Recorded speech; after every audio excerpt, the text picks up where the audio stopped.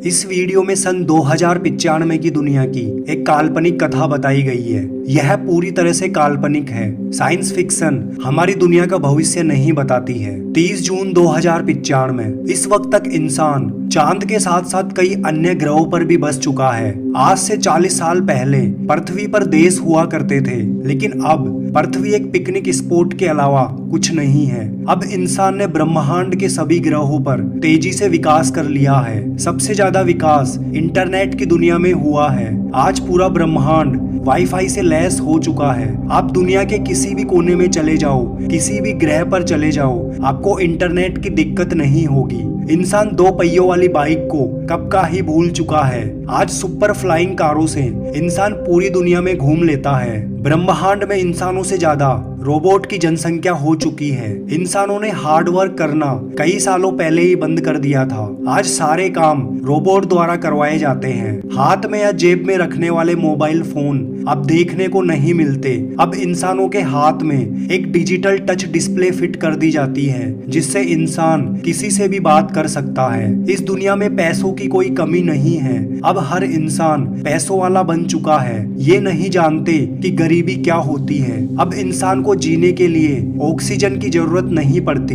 इंसान ने एक ऐसी गैस का आविष्कार कर लिया है जो शरीर के अंगों को कई सालों तक जीवित रखती है। इसी गैस के कारण अब इंसान बिना एक्सरसाइज किए, बिना कुछ खाए पिए लगभग 10 साल तक जिंदा रह सकता है। इंसानों के जीने की औसत उम्र लगभग 50 साल हो चुकी है। इंसानों का आविष्कार इतना आगे बढ़ चुका कि शरीर के किसी भी अंग के खराब होने पर दूसरा अंग ट्रांसप्लांट कर दिया जाता है।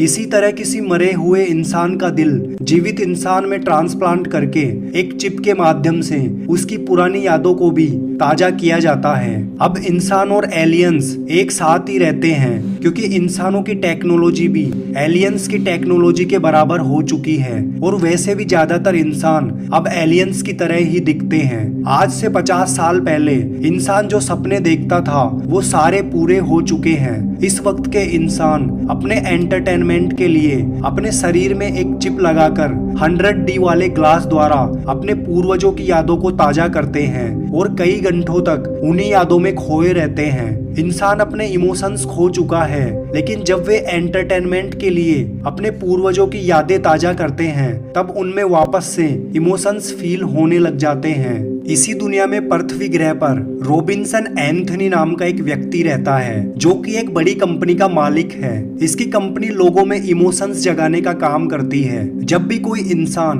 अपनी जिंदगी से परेशान हो जाता है तो एंथनी की कंपनी में आकर अपने पूर्वजों की यादों में खोकर इमोशंस जगाता है और अपने दुख दर्द से छुटकारा पा लेता है। इसके बदले एंथनी एक मोटा पैसा चार्ज करते हैं। एंथनी ही दुनिया के एकमात्र इंसान हैं जो इंसानों को 21वीं सदी की यादें ताजा करवाने पर काम कर रहे हैं। एक दिन जिनब ओस्मान नाम की एक लड़की एंथनी के पास एक प्रोजेक्ट लेकर आती है, और ये एक ऐसा प्रोजेक्ट था जिसमें इंसान 21वीं सदी में कई सालों तक जा सकता था और अपने पूर्वजों के साथ जिंदगी जी सकता था। एंथनी इस प्रोजेक्ट को रिजेक्ट कर देता है, क्योंकि ये एक इम्पॉसिबल प्रोजेक्ट है।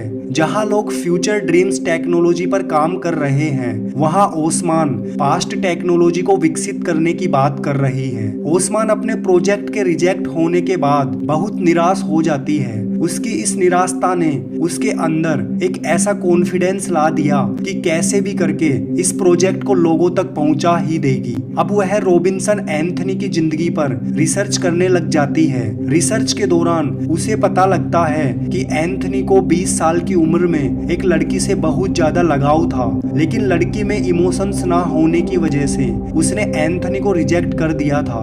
आज एंथनी 40 साल के हो चुके हैं, लेकिन उन्होंने शादी भी नहीं की। वो अभी भी इंसानों में इमोशंस विकसित करने के प्रोजेक्ट पर काम कर रहे हैं। ये बात पता लगने के बाद ओस्मान वापस से एंथनी से मिलने की अपॉइंटमेंट लेती है। कई दिनों बाद उसे अपॉइंटमेंट मिल जाती है। एंथनी के पास अपने सेक्रेटरी का कॉल आता है, सर आज आपकी जिनब ओस्मान से मीटिंग है। एंथनी बोलते हैं, अभी मैं बिजी हूँ, शाम की मीटिंग फिक्स कर दो। और एंथनी 100D वाले ग्लास द्वारा अपनी पुरानी यादों में खो जाते हैं। आज ही का वो दिन था जब एंथनी ने प्रिया को प्रपोज किया था। कई घंटों तक पुरानी यादों में खोने के बाद एंथनी बहुत उदास हो जाते हैं क्योंकि प्रिया ने उन्हें रिजेक्ट कर दिया था और अब वो नहीं जानते कि प्रिया कहाँ है। शाम हो जाती है और ओस्मान एंथनी के रूम में आती है। एंथनी की आंखों में आंसू थे। तभी ओस्मान बोलती है, सर मुझे पता है आप प्रिया के कारण बहुत दुखी है और मैं एक ऐसे प्रोजेक्ट पर काम करने की प्लानिंग कर रही हूँ जिससे हम प्रिया के अंदर इमोशंस डेवलप कर सकते हैं। प्रिया में क्या, हर इंसान में इमोशंस डेवलप किए जा सकते हैं, यहाँ तक कि रोबोट्स में भी। सर आप मुझे मौका तो दीजिए, मैं प्रिया में इमोशंस ला दूंगी और साथ ही आप एआई के द्वारा आपके पास्ट को कई दिनों तक फील कर सकते हैं। सर इसके लिए मुझे आपकी सुपर एडवांस मशीनरी की जरूरत है। एंथनी कुछ देर सोचने के बाद प्रोजेक्ट को अप्रूव कर देते हैं। ओस्मान अपना काम शुरू कर देती है। इन दोनों के लिए सबसे पहला काम था प्रिया को ढूंढना। कई महीनों तक ढूंढने के बाद भी ये प्रिया तक नहीं पहुंच पाए। प्रिया को ढूंढने के लिए इन्होंने एक ऐसी टेक्नोलॉजी पर काम करना चालू किया जिससे पूरे ब्रह्मांड के लोगों के दिल को स्कैन किया जाएगा और 100D ग्लास द्वारा चिप के माध्यम से सभी के दिलों में जाकर पुरानी यादें देख के प्रिया को पहचाना जाएगा। लेकिन इस काम को करने के लिए बहुत पैसा और बहुत मुश्किलों का सामना करना पड़ेगा और इसमें कई सालों का वक्त लग सकता है। प्रिया को खोजने के लिए रॉबिन्सन एंथनी कितनी भी कीमत देने को तैयार थे। एंथनी की कंपनी ने एक बड़ा इन्वेस्टमेंट करके एक सुपर एडवांस टेक्नोलॉजी डेवलप की जिससे इस काम को कई सालों की जगह सिर्फ 6 महीने में पूरा किया जा सकता है। एंथनी और उसकी कंपनी ने ब्रह्मांड के सभी लोगों के दिल को स्कैन किया लेकिन प्रिया तक वो नहीं पहुंच सके। अब एंथनी दिन रात प्रिया की यादों में खोया रहता था। उसे किसी भी कीमत पर प्रिया की तलाश थी। कुछ दिनों बाद एक बोर्ड मीटिंग हो रही थी। तभी एंथनी के सेक्रेटरी ने कहा कि सर हम ब्रह्मांड के सभी लोगों का दिल स्कैन कर चुके, यहाँ तक कि पिछले 20 साल में मरे हुए लोगों का भी दिल स्कैन हो चुका, लेकिन अभी तक आपका और जिनब ओस्मान का दिल स्कैन नहीं किया गया। तभी एंथनी समझ जाते हैं कि ओस्मान ही प्रिया है और प्रिया में इमोशंस ना होने की वजह से वह रॉबिन्सन एंथनी को पहचान नहीं पा रही है। अब एंथनी ओस्मान को बिना बताए उसकी हिस्ट्री का पता लगाते हैं। कुछ दिनों बाद उन्हें एआई की मदद से यह पता लग जाता है कि कई सालों पहले जिनब ओस्मान का कार एक्सीडेंट हो गया था। उसके बाद जिनब को बचाने के लिए हार्ट स्टोर बैंक से उन्हें किसी दूसरी लड़की का हार्ट ट्रांसप्लांट किया गया था और ये हार्ट प्रिया का ही था। इससे एंथनी समझ चुके थे कि प्रिया कब की ही मर चुकी है और उसका दिल अब ओस्मान के शरीर में है। अब वो ओस्मान को ही प्रिया समझने लग जाते हैं और उसी को चाहने लग जाते हैं। लेकिन एंथनी ने ओस्मान को इस बात का पता नहीं लगने दिया कि उसके अंदर दिल प्रिया का है और प्रिया के दिल में उन दोनों की 20 साल पहले की यादें छिपी है। जब ओस्मान सो रही थी तब एंथनी ने छुपके से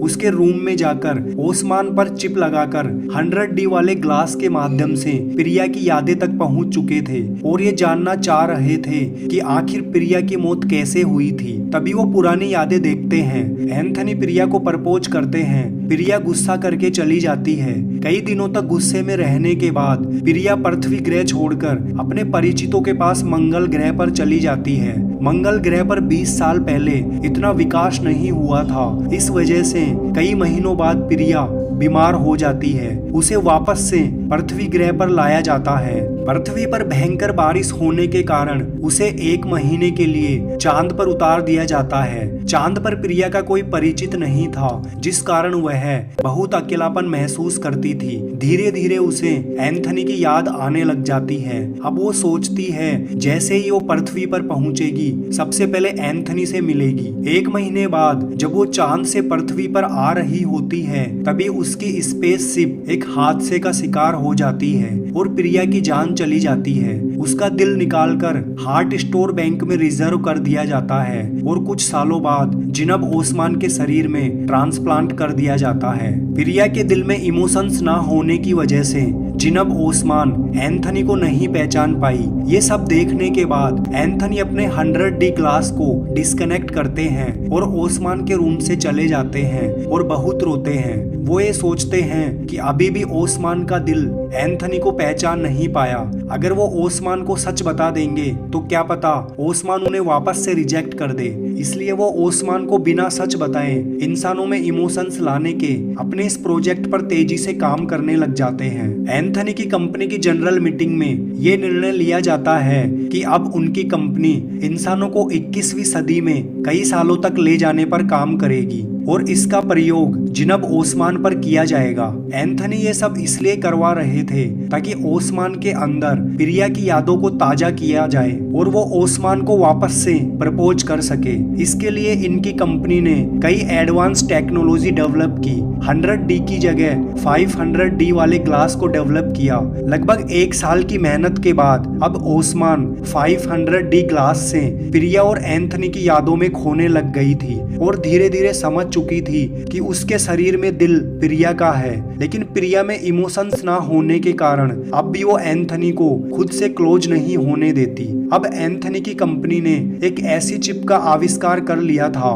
जिसे आंखों में लगाने के बाद एडवांस टेक्नोलॉजी की मदद से 1 महीने तक अतीत में जाकर रह सकते हैं और पुरानी यादों को वापस से देखकर उनमें खोए रह सकते हैं। ये चिप ओस्मान की आंखों में लगा दी गई। अब ओस्मान प्रिया बनकर एंथनी के साथ घूम रही थी और कुछ न्यूरो की मदद से उसमें इमोशंस जाग चुके थे। ओस्मान और एंथनी एक दूसरे में इतने खोए हुए थे कि उन्हें पता ही नहीं चला कि कब 1 महीना बीत चुका है। वापस से आज की आधुनिक दुनिया में आने के बाद इन दोनों को पहले की दुनिया ही अच्छी लग रही थी। आज ये दोनों ये सोचकर रो रहे थे कि इंसानों ने टेक्नोलॉजी को डेवलप करके सभी चीजों को आसान तो बना लिया, लेकिन आज वो 21वीं सदी की तरह की जिंदगी जीने के लिए तरस रहे हैं। अब ये वापस से पुरानी जिंदगी की ओर जाने की प्लानिंग कर रहे थे, लेकिन ऐसा संभव नहीं था क्योंकि ये लोग टेक्नोलॉजी को कितनी ही डेवलप कर ले पर अतीत में नहीं जा सकते। जय हिंद, जय भारत।